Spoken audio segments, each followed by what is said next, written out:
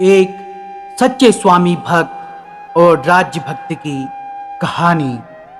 बंधुजनों, यह कहानी आपके जीवन में एक बड़ा बदलाव लेके आएगी। ये कहानी आपको बताएगी कि असली स्वामी भक्ति क्या होती है। चलिए इस कहानी की हम शुरुआत करते हैं। किसी राज्य में शूद्रक नामक राजा रहता था। उसके राज्य में वीरवर नामक महाराजकुमार किसी देश से आया और राजा की दरबार में आकर द्वारपाल से बोला, मैं राजपुत्र हूँ, मैं नौकरी करना चाहता हूँ, आप मुझे राजा से मिलवाइए। फिर उसने राजा के दर्शन किए और वह बोला, महाराज, जो मुझ सेवक का प्रयोजन हो तो मुझे नौकर रखिए। शूद्रक नामक राजा बोला, तुम्हें कितनी तनख्वाह चाहते हो? वीरवर बोला, नित्य 500 मोहरे मुझे दे दीजिए महाराज। फिर राजा बोला, तेरे पास क्या क्या सामग्री है? वीरवर बोला, महाराज, 2 हाथ है और तीसरा तलवार है। राजा बोला, भाई, यहाँ बात नहीं बन सकती। यह सुनकर वीरवर आगे चल दिया। फिर मंत्रियों ने कहा, हे महाराज, 4 दिन का वेतन देखकर इसका स्वरूप तो जान लीजिए कि यह उपयोगी है या नहीं, जो इतना धन खुद से मांग रहा है। फिर मंत्री के वचन से राजा शूद्रक ने उस व्यक्ति को बुलाया और वीरवर को बीड़ा देकर 500 मोहरे दे दी। और उसका काम भी राजा ने छुप छुप कर राजा उसे देखने लगा। वीरवर ने उस धन का आधा देवताओं को और ब्राह्मणों को दान कर दिया। बचे हुए का आधा दुखियों को, उससे बचे हुए कुछ पैसों का भोजन तथा विलास आदि में खर्च किया।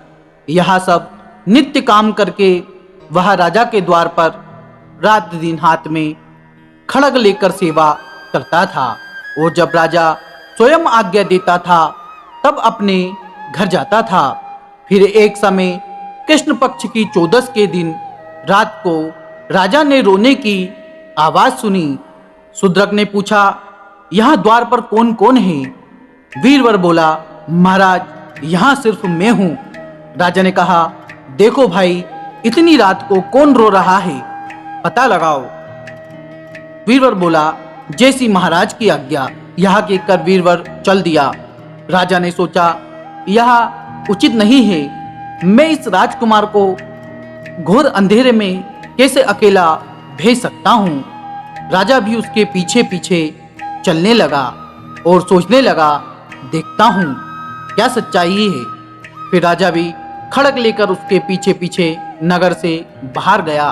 वीरवर ने जाकर उस रोती हुई रूपवान स्त्री को देखा। उसके नजदीक जाकर पूछा कि आप कौन हो और क्यों रो रही हो? बंधुओं, स्त्री ने कहा, मैं शूद्रक की राजलक्ष्मी हूँ। बहुत काल से इसकी भुजाओं की छाओं में बड़े सुख से विश्राम करती थी।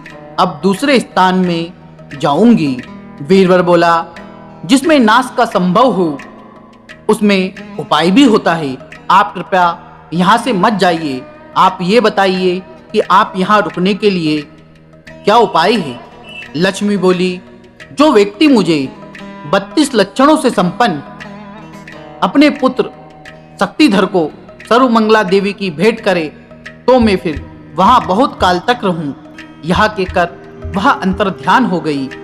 फिर वीरवर ने अपने घर जाकर सोती हुई अपनी स्त्री को और बेटे को जगाया। वे दोनों नींद को छोड़ उठकर खड़े हो गए। वीरवर ने वह सब लक्ष्मी का वचन उसको सुनाया। उसे सुनकर शक्तिधर आनंद से बोला, मैं धन्य हूँ पिताजी, जो ऐसे स्वामी के राज्य की रक्षा के लिए मेरा उपयोग प्रशंसनीय है। इसलिए आप विलंब क्यों कर रहे हो? ऐसे काम में देह का त्याग प्रशंसनीय है। अर्थात पंडित को परोपकार के लिए धन और प्राण छोड़ देने चाहिए। विनाश तो निश्चित होगा ही, इसलिए अच्छे कार्य के लिए प्राणों का त्याग सर्वश्रेष्ठ है। शक्तिधर की माता अर्थात वीरवर की पत्नी बोली, यही समय है स्वामी उऋण होने का। यह विचार कर सब सरुमंगला देवी के स्थान पर गए। सरुमंगला देवी की पूजा करके वीरवर ने कहा, हे देवी प्रसन्न हो, यहाँ भेंट लो। यहाँ के कर पुत्र का सिर काट डाला। वीरवर ने सोचा, राजधर्म तो मैंने निभा लिया, अब बिना पुत्र के मैं कैसे जीऊंगा, मेरा तो मरना उचित है। वीरवर ने भी अपना सिर वहीं काट डाला। पति और पुत्र के शोक से पीड़ित होकर वीरवर की पत्नी ने भी अपना सिर काट डाला। तब राजा चकित होकर आश्चर्य से सोचने लगा कि मेरे समान नीच प्राणी संसार में जीते हैं और मरते भी हैं, परंतु संसार में इसके समान ना हुआ और ना होगा। वीरवर जैसे महावीर पुरुष से शून्य इस राज्य में मुझे भी क्या प्रयोजन है। बाद में शूद्रक ने भी अपना सिर काटने को खड़ग उठाया। बंधुओं, जैसे ही वीरवर ने शूद्रक ने अपना सिर काटने के लिए खड़ग उठाया, तब सरुमंगला देवी ने राजा का हाथ पकड़ लिया। देवी सरुमंगला ने कहा, हे पुत्र, मैं तुम्हारे ऊपर प्रसन्न हूं, इतना साहस मत करो। मरने के बाद भी तेरा राज भंग नहीं होगा। तब राजा साष्टांग दंडवत करके बोला, हे देवी, मुझे न राज्य की इच्छा ना ही जीवन की इच्छा है। जो मैं कृपा के योग्य हूँ तो मेरी शेष आयु वीरवर और उसके पत्नी और उसके पुत्र को दे दो देवी, उन्हें जीवित कर दो, नहीं तो मेरा सिर अपने चरणों में स्वीकार करो। देवी ने कहा, ऐसा ही होगा और तुम्हारी उम्र भी कम नहीं होगी। वीरवर और उसका परिवार अविलंब जीवित हो जाएगा। ऐसा कहकर देवी अंतर्ध्यान हो गई। वीरवर परिवार सहित जीवित हो गया। वो उनके साथ अपने घर गया। राजा भी उनसे छुपकर शीघ्र अपने महल में चला गया।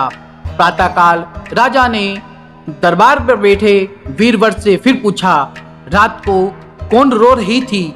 वह बोला, हे महाराज, वह रोती हुई स्त्री मुझे देखकर अंतर्ध्यान हो गई और कुछ दूसरी बात नहीं थी।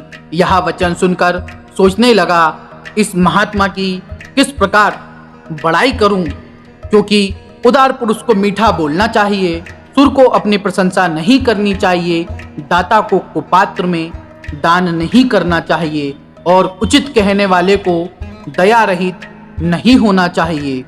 यह महापुरुष का लक्षण है, इसमें सब है।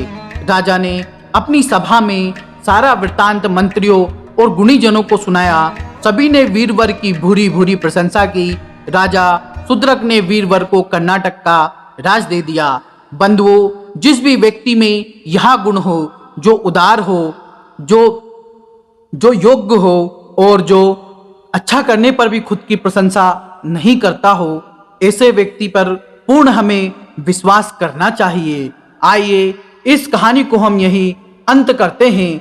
आशा करता हूं यह वीडियो आपको पसंद आया होगा। मिलते हैं किसी नए वीडियो में। जब तक के लिए जय श्री महाकाल, जय श्री राधे।